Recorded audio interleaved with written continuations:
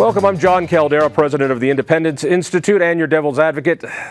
Today we're having a conversation with Jon Castillo, the father of the hero of the STEM school shooting, Kendrick Castillo. I'm honored to be here with you. I'm all the things you would expect someone to say, I've got to say. My heart goes out. Great. Thank you for having me here today. You know, I appreciate the platform and opportunity to talk. And as we were chatting, I lost a child to cancer, and that was 18 years ago. I know that process, and it's an awful process. Saying that, I can't imagine what you and your wife are going through right now. It's unimaginable even to me, and I've been through death of a child, but not like this. Right. Yeah. How goes it? Well, it goes rough, yeah. And it's a day-to-day thing, and let me tell you, it's, you know, as we move forward, you know, it sounds strange, and I tell people this when they've interviewed me and stuff, but our worst day was May 7th when we got the news, and we took that ride home alone without Kendrick and waited for him. And ever since then, there's been stages of this. I mean, there was probably 3.5 to 4 months of disbelief in a fog. I mean, it just didn't seem like it was real. And then the reality has set in. We're, you know, a little over 6 months. And yeah, you don't know when the grief's going to come on. I mean, for me, yeah. at this about 6 months on was one of the worst times for me, at least. The shock wears down, and then the ugliness of it hit, and I can't imagine. Do you mind if I talk about Kendrick just a little bit? I mean, sure. No, absolutely, yeah. When I say heroic, I mean heroic. Your son gave his life saving other people, and you must be proud, but you also must be really angry, and that, you know, I'm not angry at Kendrick in a way for how dare you be that hero? Am I off on that? A little bit, you know. I'll say this. I mean, my wife and I have been asked several times if we were surprised that Kendrick would do what he did, and our immediate reaction is no, we're not surprised. You had to know Kendrick and the love he had for friends and people in general around him, and how he lived his life, that if there was going to be one person who was going to make a difference that day, I think my wife and I both knew that it would be him. Now, with that said, our hope would have been that he would have made a different choice and been able to get away or do something to save his life. That wasn't the case. And then you're right, there's anger there too.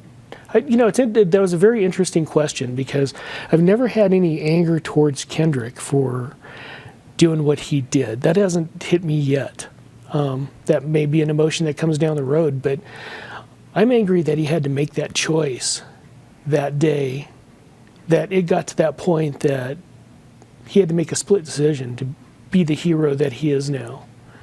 That's where I get angry now. That's where my, you know, my mind and my gut takes me. It was something that he didn't sign up for. Right. You know, men, women who enlist, who join the police force or the fire department, and you understand there's a risk there. You might have to put your life on the line to save others. But there's a premeditation about it. There's something where this goes just to the core of his character, that in a split second this thing happens, and you only have this split second to make a call, and it just comes from your very gut, I'm assuming. Right, it does, and it also goes back to character and moral compass, all of those things. You know, things that I think a lot of our youth these days, I mean, you look at suicide rates and how kids are unable to cope with situations. You hear about bullying. I mean, I grew up in, you know, the 70s and 80s, and there was bullying, and to be honest, I feel that in a lot of ways it built character. You dealt with it, and you had to answer to that. Now, I don't know what it is, but it's like kids lack the ability to adapt to that. but back to Kendrick. I mean, he just had that in his character to be a protector. I mean, he was brought up. I mean, before he went to STEM, he was in Catholic school through the 8th grade. He, helped funerals at the church. They would take him out of class, and he just had a giving, loving heart. And I think that's where a lot of that came from. It's you're right. He wasn't trained like a police officer or military to do that, but he had it in his moral compass to do the right thing. What instilled that in him? What obviously, what you and your wife, how you raised him. Lots of things. Lots of things. His grandparents. He came from a working class family and background. A grandfather who was from Mexico who ranched and worked the land and made an honest living, to his grandfather here, my dad, who was a Marine in Korea and would take him, deer and elk hunting and fishing, and taught him survival skills. Things like that. Since we lived in Colorado, he thought that was important. Me spending time with him, because I just loved being around him and we had fun. We'd work on, mini bikes, and I tried to give him the childhood that I had because I thought it was so great. So I think that has something to do with it. I think the Catholic school element, What about the Catholic school element? Yeah, let's talk about that a little bit. It's like we weren't really happy with the public school environment. We live in Denver County, and at that point in time, I just felt that we would pay to give him a little bit better education. And, there's probably some nun somewhere or a principal that's going to whack my hands. But I think as far as, the classroom work and everything, it was okay. It's not like you're going to get miles ahead. They did teach kids how to read better and do things a little bit better. For me, my folks pulled me out of the government-run school, put me in a Catholic school up until 8th grade, and I learned how to read. Right. Barely, because I wasn't reading before. But do you think there was something else to the Catholic education? Absolutely, I do. I think the morality and the being a good person and reinforcing that, I think that was huge. All those kids that he went to school with, he remained in touch with all the way through high school and STEM, even though they were at Mullen or different schools, right. So they kept in touch. But I think it taught them to love one another, treat each other with respect. What was your decision to enroll him in this STEM school, which is an incredible school from all I understand? Right. Well, our decision was we've always supported Kendrick in his ventures. And when he was in the Catholic school, I'll just say that Kendrick was not a great athlete. He had no interest in sports whatsoever. And we were okay with that. His interest was in technology, science, anything mechanical. So he got into science fair at Notre Dame, and he wanted to pursue that. So when we started looking at high schools, most of the class went on to Catholic high school. Others went out to public schools. But we couldn't find a good fit until we found the STEM school that had engineering programs, that had 3D printers and laser cutters. It fit him. It fit him. So, as the principal of that school, who was there for a while, said, Kendrick found his people. And it really was Kendrick's choice to be there, and we supported that. And, the interesting thing is he walked what he learned in a Catholic private school right into a charter school. And without, telling people Bible verses or whatever, he just his demeanor and his way was different, and he attracted people, and they became his friends. And I was a bit concerned. You get into a public school or charter school, and I helped out with the robotics. I was their coach there on the robotics team. But, I'd hear some kids, and you'd hear the F-bomb drop from time to time and stuff, and my ears would go up, and I'm like, did we make a good choice here, But it never came out of Kendrick's mouth, and the group of friends that he started to collect and have around him, never heard that out of them either. So I think it's one individual that made a difference, and he fit into that group. I don't know how to ask this.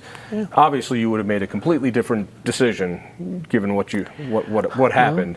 But you didn't have a regret up until that point with the school. Well, no. In hindsight, we didn't.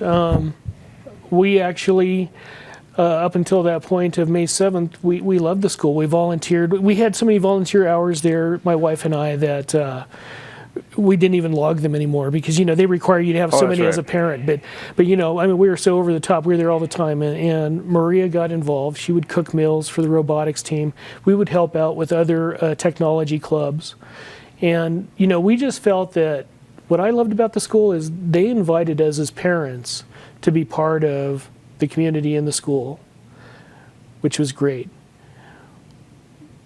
After May 7th, I have to tell you, I didn't know that this vein of drug dealing that we're finding out now in court and other things existed. Inside the school. Inside the school. Typically when we got there, it was, 3:30, 4 o'clock when school was over, and that's when the enrichment programs started. But we never saw that. We never heard about that from Kendrick. So it was shocking to us that these two perpetrators that carried out this crime existed in that environment. And it makes us mad because as we hear things in court, we would never have thought. I can't imagine at your stage, a half a year in, being able to have two coherent thoughts that line up. Because when I was at the stage you're in, it was moment to moment, second to second. But when you look at this, is there something that you say, if only they did X? One point is there like that one thing? Is there several things? Is it? There's several things. You said you're angry at the school. You're angry at. What are you most angry at? I'm angry at the fact that Kendrick would be here today if people had made wise choices and doing what they should have done. And what does that mean? Well, it means that there has to be a sense of accountability. And, I feel that hasn't been met. As time goes on, I'm sure I'll find out more. We're still in the process, but I just find it interesting that, we just ended up in this reverse transfer hearing for the juvenile perpetrator in this case. And we found out that he'd missed school 40 times in a calendar school year and was still allowed to be at that school. That he was taken away to a hospital and was released and was there the very next day. A counselor had seen him and mentioned on the stand under oath that this individual was able to manipulate teachers and counselors and was caught roaming the halls several times. And then we watched the video before they went into the classroom to shoot, and the individual is clearly out there in the hall. Which, let me tell you, even when I went to school back in the 80s, if you were in a hallway at any point in time, somebody's saying, hey, where do you need to be? So those are the things that and that's just the facts that I know right now. And I'm shaking my head and I'm wondering if just any one of those things would have been different, would Kendrick still be with us today? This will always get spun into the gun issue because, as you mentioned, presidential hopeful Bloomberg was here yesterday, tried to talk about guns, meeting with parents like you. Right. Did he meet with you? No, no, I never got an invite from anyone. And why do you think that is? Probably because they know my position. I've been on social media and I've been pretty vocal about what I believe as far as guns go. And which is what? Which is, I'm for Army and school staff, not teachers. Let me just be very clear on that because that's been spun on me several times. And I've gotten nasty grams from teachers. And I don't feel that anybody should be armed who doesn't want to be and who isn't well trained in several different aspects to carry a firearm and use it. But I do feel that it's necessary in our school environments. I think that it's going to make a difference. We go back ever since the days of when Columbine happened, and we keep making changes, but they're not ground-shaking, radical changes. And people really don't like my views because, that's what this is. Changing legislation that a juvenile needs to be tried to fit the crime. So we're not going through 7 days of reverse transfer like we just went through. Reverse transfer means what? I'm sorry. Well, they're in a juvenile court. They're being tried as an adult, but they're in a juvenile court, and they're trying to get transferred back to a juvenile court because they're a 16-year-old. But, this is so much different than one-on-one gang violence in a school or a one-on-one shooting. I mean, we're talking about mass homicide here, and I'm calling it domestic terrorism because that's really what it is. And, a 15-year-old, an 11-year-old can commit these crimes, and we need to separate them out of the bunch. This isn't shoplifting. This isn't selling a bag of weed in school. This is mass murder. You mentioned training people and staff with guns, and I used to be wildly anti-gun, and I've changed on that quite a bit. In that, I think about flight officers on commercial pilots, and 10% of them are trained for that one situation, not for doing drug busts, not for doing anything else, for that one in a million thing. And I am glad that 1 out of every 10 pilots has been trained and is carrying a gun that I don't know about, and I don't know which pilot, and I don't know which flight, and they don't know either. I worry that we leave our kids completely vulnerable. It's and funny, I'm not saying that this is something a teacher has to do or somebody has to do, but No. I mean, I've talked to principals who will never be able to come public and say, oh, I would love to do it in my school, but if I ever mentioned that, and we have former police who are teachers, we have former military who are teachers, but if I ever mentioned that, I'd lose my job. Right, but let's talk about that for a moment, John. You bring up a good point. And I've used the same comparison with an air marshal as somebody in a school. It could be a janitor, it could be the lunch lady, it could be somebody in there who's trained. Nobody needs to know who it is. But I just think that those layers, I mean, think about it, and here's my argument. I was at the state capitol for a school safety meeting, and we talked about this. You have school resource officers that are in uniform, walking around, and it doesn't matter how many of them that you have. You don't think that the perpetrators are watching them to see when they're leaving to go grab a sandwich or take a break? I mean, when they're on one side of the school so they can still commit their crime?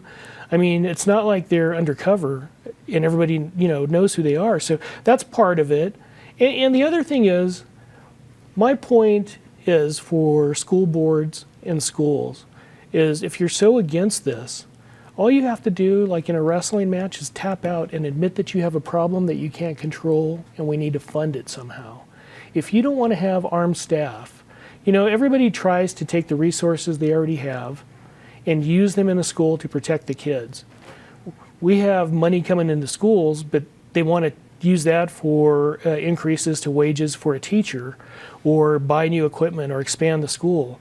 It's all about, creating something to make that school recognizable. They have their own agendas, and safety needs to be part of that agenda. Even, and I might be wrong on this, but I read that the STEM school had a direct radio contact to the sheriff's office, and so the response was faster than ever because of this, and it was within 2 minutes, which is remarkably fast. Right.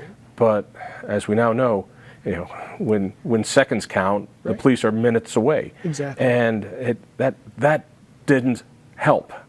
No, it didn't help. And I don't know about a direct line. I do know that the substation for Douglas County is just a couple of blocks away. So yeah, their response time was great. There's no doubt. But, I heard early on conversations of, 5 or 10 minutes from a parent. And I'm like, 5 or 10 minutes is an eternity. I mean, this whole thing was over in a matter of seconds. Gun comes out, 16 shots fired, then 3 more. Well, if not for Kendrick, it could have gone on. Yes, it would have. And it would have, because the gun jammed. After third round that was shot, it's called stovepiping. A bullet got sideways. And, there would have been more. I walked in that room, and I know that without Kendrick's intervention in there, it would have been much worse. But our school boards and schools need to recognize this. And well, there are 30 different school districts that allow concealed carry, that help their staff be trained to the proficiency of a police officer, which I think is a requirement. But those are usually out in the rural areas, but not where the shootings are. And let me stop you for a minute. I mean, you said concealed carry, and that's come up too. And the type of training I'm talking about is so much more than concealed carry. Because I had a grandmother from Moms Demand Action mention that, she went and got a concealed carry permit and never even had to use a real gun.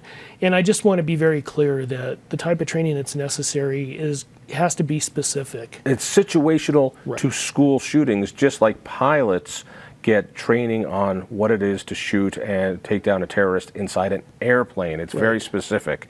It's Right. not, it's nothing else. It's for that. No, I think that is a remarkably important point. What kind of, I got some of the weirdest things, and a lot of them were well-meaning when my daughter died. But I imagine because of the comments you've made and being critical of the school, of guns, or not the lack of, you must have received your fair share of bizarre hate. No, you know what? I actually haven't really received hate mail. I've gotten snide comments and have been in, Facebook battles on certain treads that are going about my beliefs compared to somebody else's belief. And you know what? The interesting thing is I've never kicked anybody off the page. It's an open group, and I welcome that dialogue because I think that it's healthy, and I want people to know my stance and my opinion on it. The strangest thing I've received is, we've gotten letters in the mail that have tried to convince us and move us towards forgiveness and forgetting all about the perpetrators that murdered our son. And of course, there's no return address and there's no signature. And one of them didn't even have enough money for postage. But, you just wonder where that stuff's coming from. And I just ball it up and throw it in the trash because, it's like I'm willing to have a conversation if somebody's willing to be transparent. And that's really my stance, too. I'm not hiding anything about what I'm saying. So I would expect the same from whoever is going to engage with me. Again, your strength on this is just, I was not nearly as strong as you are. Well, this I have my much moments, so. No, and talk to me about talking to parents who don't quite get it. And I know it's probably too soon and you don't have all the facts and you don't, but from what you know now, what do you tell parents who are worried about sending their kids to school? I worry about sending my kid to the school. I mean, I look at the place and it's indefensible. There's no adequate way, unless you want to turn it into a prison, which makes it unworkable. You couldn't go outside to do the soccer game. Well, the first thing I'll tell you is, physical items or protection are not sustainable. I just don't believe that, are we going to have metal detectors and we're going to turn into TSA, at the airport and have our kids go through there? I mean, that's just ridiculous. And I'll tell parents, if you really want to make a difference, get in there and go to the school board meetings, go to the school meetings, and question what they're doing as far as security for the kids. And what should they, I mean, we talked about trained staff with guns. Is there something else that you see as an obvious? Sure. I mean, threat assessments. We need to be asking the questions, what are you doing? What kids, what individuals? I mean, is there bullying in the school? Is it going on? What's the percentage? Start asking about numbers and see how honest they are about giving it to you. Yeah, there's something about, as a survivor of Catholic school myself, there was, I don't know how to put it, there was a liberty that when there was a kid who was troubled, you could reach out and go, no, you're out of here, kid. Right. And you're gone until you get your stuff together and don't come back. I'm going to call your mom. Nobody wanted their mom called, let me tell you. That doesn't happen in government-run schools because you can't. There is policy, there is procedure. To know that he's been missing for 40 days, right. Do you feel that there are obvious signs? Oh, absolutely. This is so obvious in so many different ways. Why didn't somebody know? And, some of the problem is this. You have administration that is handled by a school board, even in a charter school. So they're grouped with one another. And then you have teachers who are handled by a teacher union. So, there's these layers of non-communication within the building that I think most people don't even realize. They just assume that, the principal they love is talking to the math teacher that they love and that everything is great. When it comes to discipline in a school, I'll equate it to this in business or anything else. You know, if you work at a grocery store and you want to be the best, you're not going to want to have the health department walk into your establishment and mark off X, Y, and Z. You don't want those things out there. You don't want to end up on the news. You want them hidden. You know, I believe the same thing happens in our schools. I think that when there's a problem, you know, you're working on academics. You want to make sure that you have a graduation rate. You want to be sure that kids are moving into AP classes. But when problems come up and they're dealing with discipline, I hate to imagine that this is true, but I believe a lot of times they get swept under the carpet. So what is the solution? I think you need to have a third party, you know, looking into our schools that isn't connected in any way, shape, or form, who's policing these types of things. I think that there's a better way to do it. But we're not there yet. We've got about a minute left. When you're talking to other parents who have been through this, is there a connection? I mean, I can talk to people who've lost kids, but I don't have that connection that you must with. Well, let me tell you, the connections I have found so far, and I've talked with people who were at Columbine when it happened. I've talked to people from Parkland, and some folks from Santa Fe, Texas, who have been really supportive of me, who are just in a horrible way right now, just due to laws. They've all said the same thing, that people knew about the perpetrators in those schools and they knew what they were capable of. Every one of them. That's one thing that they've all had in common. Wow. That people had known about it. And you know that is the fact even here today. As we went through court, we found out that the perpetrators tried to get their friends out of that classroom and get a kid actually in that classroom so they can kill him along with everybody else. So, right, yeah. Jon, I'm just proud to know you, and there are a lot of people there on your side. Yeah. Hey, thank you for being with me. Yeah, absolutely. Thank you. My pleasure. We'll see you next week. Yep.